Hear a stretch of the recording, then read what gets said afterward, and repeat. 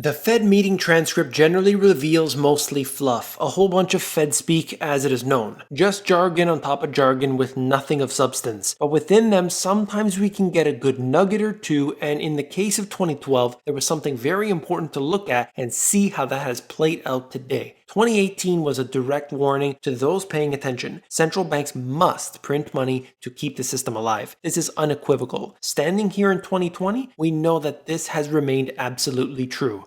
You came here for the truth, so let me unveil that for you. Today we're going to look at the Federal Reserve. I want to show you what was said back in 2012. I'm going to give you the full detail right from the source, and then I'm going to show you what's going on today and how these two correlate. It's so important to look at the details, every single level of this. You can just look at the mainstream media. You could simply get the headlines. You can look at what the stock prices are right now. But if you start to dig a little deeper, things become very interesting. I know a lot of people out there, they don't want to, they want nothing to do with this. That's fine. CNBC is there for you. Bloomberg is there for you. Check that information out. But if you actually have an inquisitive mind, if you want to understand what's happening around you, then I've got the info for you. Let's get into it right away. All right, back in October 2012, the FOMC meeting had a few familiar names, Ben Bernanke being the chairman at the time, and you can also see Jerome Powell as well as Janet Yellen. These quotes that I'm going to show you here are from Jerome Powell. He had some very powerful things to share, and I'm going to break them down as quickly and concisely as I possibly can. Remember, this is 2012, and we are talking about a time before they put in QE3. So listen to this. I have concerns about more purchases. As others have pointed out, the dealer community is now assuming close to $4 trillion balance sheet in purchases through the first quarter of 2014. I admit that is a much stronger reaction than I had anticipated, and I am uncomfortable with it for a couple of reasons. He gets into those reasons, but I just wanted to cover a couple points here. First of all, he gets into the $4 trillion balance sheet, and of course they went beyond that. They hit $4.5 trillion plus. They kept their interest rates at rock bottom, and then at the very end of 2015, if memory serves correctly, they increased interest rates for the first time in years and years and years. And then of course we saw what happened as of 2018, and I think that's really the pivotal moment. As you saw them increasing interest rates, their balance sheet was on autopilot, as they like to say. They encountered some big problems, not just internally in the United States, but around the world. We had central banks pleading with them to stop what you're doing. You are going to impact everybody. And of course, that's exactly what happened. Check this out. First, the question, why stop at $4 trillion? The market in most cases will cheer us for doing more. It will never be enough for the market. Right there, completely agree with the guy. He knows exactly what he's talking about. Our models will always tell us that we are helping the economy, and I will probably always feel that those benefits are overestimated. Think about what Jerome Powell just said. It's a very different Jerome Powell than what we're seeing today. Doesn't it seem like that? And we will be able to tell ourselves that market function is not impaired, and that inflation, and it continues on here, I'll cover that in a second, but just want to note before I move on, isn't it really funny that he's suggesting this back in 2012 before he's the chair, stating the warnings, why stop at $4 trillion? The market's going to love it. Everybody's going to tell us that this is a good thing to do. We're going to run into some problems along the way, however. So let's get back to where I was. Inflation, and if we go to this next page, expectations are under control. And look at what we're dealing with today. Inflation is always just about to get to that 2% mark, so that gives us the ability to continue to print. Don't worry about it. We haven't hit that 2%, so you don't need to be concerned about inflation. It's always like we're trying to get there. We're on a treadmill, and we're never seemingly getting anywhere in terms of inflation. You can look at the inflation in, of course, real estate, and you could see it in equities and things like your tuition and your energy prices and a whole long list of things that you need to buy. But of course, when you're looking at the core PCE inflation rate that they like to use, it never hits 2% apparently. Food inflation is apparently, according to the US government, at 1.6%. I don't know where they get that number from, but in my view, that is ridiculous. What is to stop us other than much faster economic growth, which it is probably not in our power to produce. Think about that. The Federal Reserve said that it's not in their power to produce faster economic growth. And listen to Jerome Powell at any of the meetings. Oh, we're going to help the economy. We're going to give it a boost. We're going to do that. And yet, back in 2012, saying it's not in our power to produce it. This is the Federal Reserve. He's a high-level individual back in 2012. He was right in 2012, and now they got a muzzle on him. Read the script, play ball. Second, I think we are actually at a point of encouraging risk-taking. Can you believe this? The Federal Reserve actually admitting this at some point. And that should give us pause. Investors really do understand now that we will be there to prevent serious losses. That's right, something I talk about on basically every single episode I do.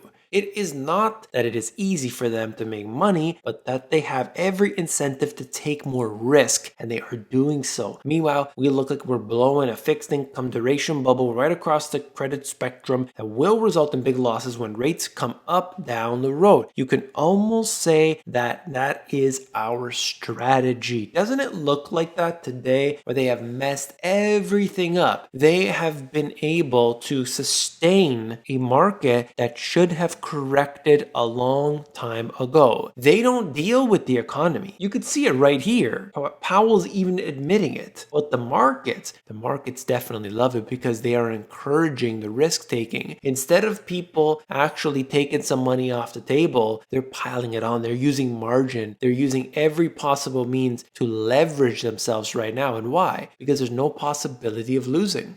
My third concern, and others have touched on it as well, is the problems of exiting from a near $4 trillion balance sheet. We've got a set of principles from June 2011 and have done some work since then, but it just seems to me that we seem to be way too confident that the exit can be managed smoothly. Markets can be much more dynamic than we appear to think. He mentioned selling the mortgage-backed securities, which we know nobody wants, and essentially saying, if we're going to exit the market, who's going to be there to buy it? All of this is stuff that I have talked about over the years, time and time and time again. Now, for those who are interested, you can see Jerome Powell himself talking to you about it. But if you look at the general sentiment of investors, if you see the small handful of commenters down below, you're going to see people in denial. Even though I'm literally reading from the Federal Reserve's own website, they say doom and gloom, they say you're negative, they say you're a pessimist, but you're literally just quoting the Fed, and that's the insane world we live in. That's really what I wanted to get into today. I mean, I think that's the most important thing that we could be paying attention to. And why? Because we're looking at a time in which investors truly in their hearts now believe there is no risk whatsoever. They think that you've done a bad thing if you started to take some off the top. You've seen all those gains all these years. You start to sell a few shares. Out of that 7, maybe you sell 1 share from your Amazon portfolio, and people are yelling and screaming at you. How can you do that? Markets will gain despite looming risks, according to Barron's Roundtable panelists. If you want to read the details in here, I put the link in the description. But this is the general sentiment we see today. Risk is definitely on, and the Federal Reserve is the cause of that. Valuations are at all-time highs. When you look at the price-to-sales ratio and so many others that I will show you, earnings really don't matter anymore. That's also on the chart in red. We're looking at a time in which things are out of whack. Earnings are down significantly, but companies are simply suggesting nothing matters anymore. Nothing matters anymore, so just put your money in and you will do just fine. Price to sales ratio is there again at the top left, and you can see the other charts as well. Just trying to give you an idea of what's happening. We've surpassed 2008 a long time ago, and 2000 in fact, where we were laughing at all of the details from 2000, after the financial crisis even. People were looking at it in the rearview mirror and saying, look how ridiculous 2000 was. They were laughing at how crazy things became. And now today, in so many different indicators, we've actually surpassed it. And yet they say, well, no, this time is different.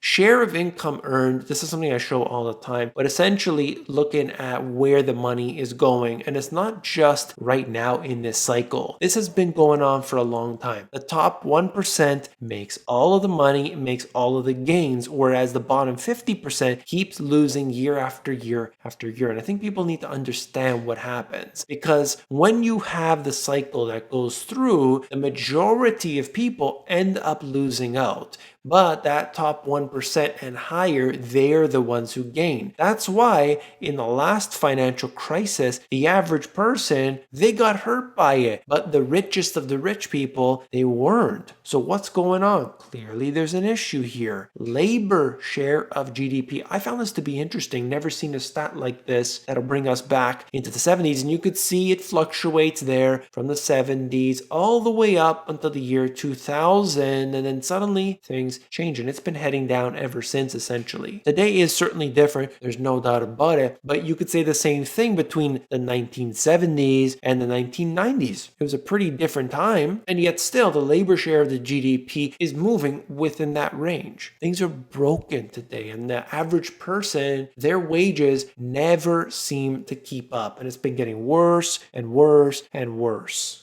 The top 5 companies in the S&P 500 today hold the highest share of total market cap. That's incredible to see it. The blue area is the percentage market cap and the yellow is the percentage net income. And we could see the divergence that was created back in the dot-com era. And now, of course, we have the same thing today. Doesn't necessarily mean anything's going to happen tomorrow, but just giving you an idea of how this works. Time and time again, we repeat the same patterns. And this is just something people need to pay attention to. There is such a huge flow of money into these top 5 stocks, the tech stocks, and people aren't really seeing what's going on. They're just chasing the dollar bills. Quick update on this. Wanted to give you the nowcast from the New York Fed. It is currently projected 1.11% GDP growth. This fluctuates, of course, over time. I just give you these updates along with what we're seeing in the GDP now. Very different. Usually they're roughly the same, but this is 2.3%. So the Federal Reserve Atlanta is showing some very different information than what the New York Fed is forecasting. Do we go in the middle? Is one wrong and the other one right? I don't know, but I bring you both data and you could judge that for yourself. And then I wanted to finish off with this. I want to empower everybody as often as I possibly can. I always provide the sources to every single thing that I do. The links are always in the description, even though I always get 1 or 2 comments which say I never put the sources in there. I find that strange. Anyway, look at this. It's a recession indicator on the left-hand side, whether that's the inverted yield curve, corporate profits, and so on. Gives you a quick description of why it is important. And then on the right hand side, average length until recession. As with any indicator here, you're looking at these and you're taking them with a grain of salt. You never really know if something triggers and then falls back, just like, for example, the yield curve inversion. It might dip below, come back up a day later. Does that count? Historically, no, because it has to remain below that level for a period of time to actually hit the trigger. We've already had that happen, but as you can see here, it can take months and months and months before we actually get to a recession. But there's always ranges. There's always different things that happen around these times, but we need to understand how the warnings were in place back in 2012 by the Federal Reserve itself, and now today we're watching the exact things occur. That's what I wanted to bring to you in this video. I know my delivery is not the best, but I try to do as best as I can. If you do appreciate that, hit the thumbs up button. That's all I ask.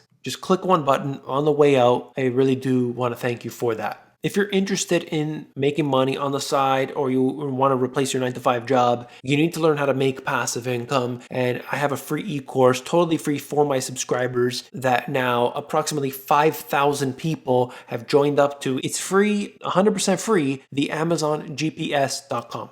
If you want to know about the 4 asset classes, if you're interested in the foundation, the history, and everything else, but you don't want any of that jargon, you want them as simple as possible, these 2 books will give you the download. Check it out at the link in the description. If you want the audiobook, themoneygps.com.